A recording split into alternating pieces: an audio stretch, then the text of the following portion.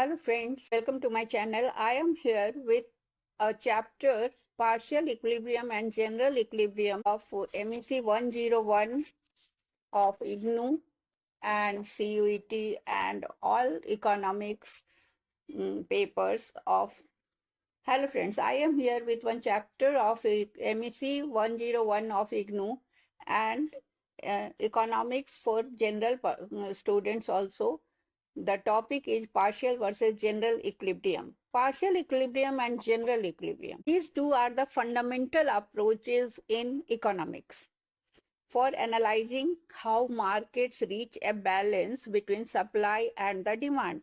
So first of all, we will discuss partial equilibrium.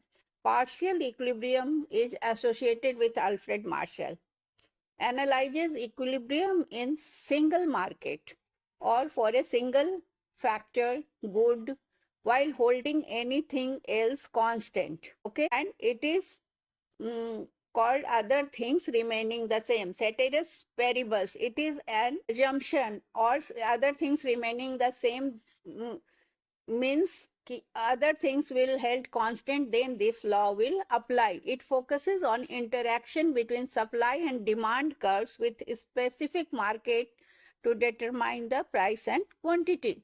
So other things, what are those other things remaining the same? These are the assumptions which should be followed, then only the rule will take place or work. Ceteris paribus assumes price and conditions in all other markets remain unchanged. This is the first assumption. Second is income effect or feedback from related markets are ignored or assumed negligible. Its scope is, it covers narrow or micro level, typically one good, one consumer or one producer in isolation. That's why it is called partial equilibrium. And its methodology is simple supply and demand diagram, how tax affects price and quantity in the market of cigarettes.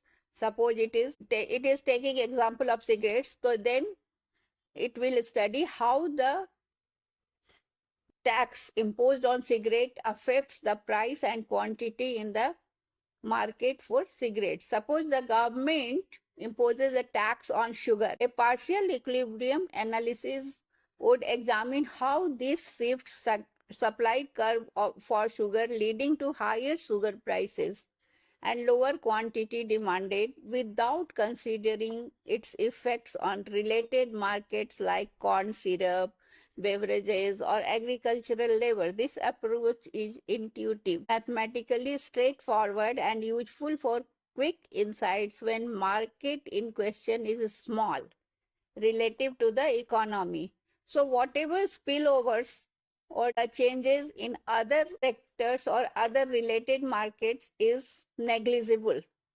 Then comes, so it considers only one product at a time and it is not affected by the other prices in the market. Then comes general equilibrium, which is pioneered by Leon Walras, and then it was formalized in Arrow-Debreu model. It examines simultaneous equilibrium across all markets. In partial, only one person, one market, one good, one firm is considered. In general, it considers all markets in general equilibrium. It accounts for interdependencies, means all are interdependent. So anything happens in one form will affect the others also. So a change in one market will affect the prices, quantities, incomes, and demands in others, with feedback effect rippling through system until a new overall balance is reached. So its assumptions, that is also called ceteris paribus, means other things remaining the same, then this will work. Assumptions says that if these are maintained, then this law will operate. So key assumptions of general equilibrium is all prices are variable and adjust simultaneously. So there is no fixed price, they vary and adjust simultaneously in one market. there is variation, then other market will adjust itself simultaneously. Agents of the markets are consumers and firms. Optimize given all prices. Their tests are fixed. Technology is fixed. It is assumed that the test of the consumers is fixed. Technology of production is fixed, and factor endowments are also fixed. Markets clears everywhere. This is very important. Market clears everywhere means supply is equal to demand in every market. It is general equilibrium. It takes all markets in consideration, and it assumes that supply is equal to demand in every market. Its scope is economy, whole economy. It considers multiple goods, factors of production, and their interconnections. It works with more complex mathematical models, system of equations for prices and allocations. So we are not going to deal it mathematically. We will study only theory. Walras law states that the value of excess demands sums to zero is key property. So we will consider the same example of sugar tax. General equilibrium would also model how higher sugar prices affect. Suppose that there is tax on sugar. So price of sugar will increase. Then what will happen? Demands for substitutes and complements like artificial sweeteners, jaggery, or tea will if price tea will increase. Income of sugar producers and workers. Related input markets are land and fertilizer. It will be affected. When the price of sugar will increase, the demand for artificial sweeteners or jaggery or tea, coffee will be affected. Income of sugar producers and workers will be affected. Related input markets, that is land and fertilizer, will also affected. With the rise in price, they have to think of land, rent, and fertilizer price. Government revenue and spending will also affect. Broader effects on consumer budget and other goods price. If the price of sugar increases, then consumer had to pay higher price for sugar, then he has to decrease the demand for something for purchasing sugar at previous level. So the final outcome may differ from the partial analysis here. In general analysis, the final outcome will be different from partial analysis,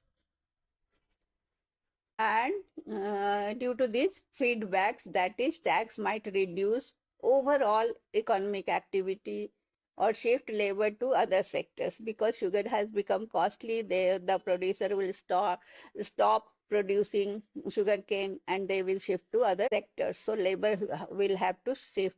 Sugar laborers who are working in sugarcane farms or factories, sugar factories, they have to search for work. So partial equilibrium or general equilibrium, we will differentiate now. Focus of partial equilibrium is in single market in isolation, and that of general equilibrium is focus is on all markets simultaneously. Interdependence, there is no interdependence. Partial equilibrium ignores interdependence, and general equilibrium explicitly considers interdependence, feedbacks, and spillovers. Assumptions in partial equilibrium: ceteris paribus, small income effects are there. And in general equilibrium, all prices variable, complete market price variable. Complexity, say in partial equilibrium, it is simple, only supply demand curves. In general equilibrium, it is more complex, requires equations to solve the problem. It is in partial equilibrium, it is useful for approximation of small changes, In general equilibrium, it is more comprehensive but relies on strong assumptions. That is perfect competition. Application of partial equilibrium is in policy analysis of specific industries, that is effect of tax subsidies in one sector. And in general equilibrium, macro questions, trade policy efficiency for the whole economy is considered.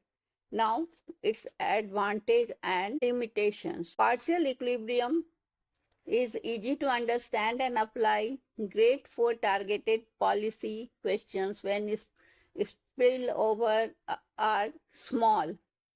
Limitation can be unrealistic. Partial equilibrium result or outcome cannot be generalized. So it can be unrealistic or misleading if markets are highly interconnected.